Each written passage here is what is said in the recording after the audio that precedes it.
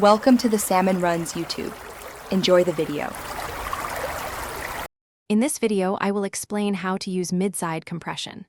First, understand that mid-side processing is a powerful tool for enhancing your stereo image.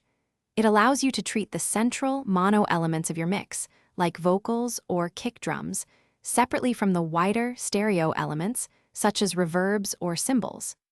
This independent control provides unparalleled flexibility in shaping your sound, giving you the ability to achieve a more polished and professional mix.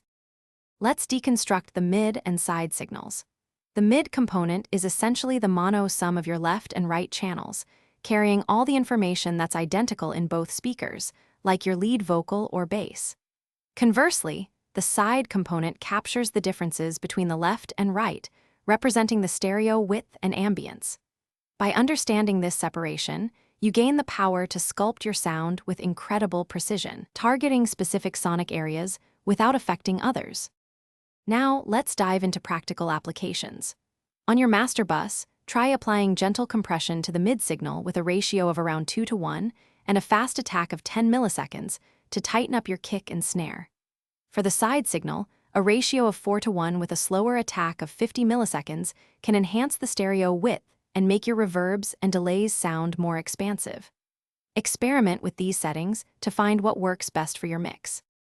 For advanced tips, remember that less is often more with mid-side compression.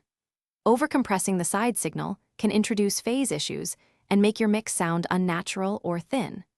Consider using mid-side equalization before or after compression to further refine your sound. Always be your processing by bypassing the effect to ensure your changes are genuinely enhancing the mix and not just making it louder or introducing unwanted artifacts. Thanks for watching. Consider subscribing if we helped you.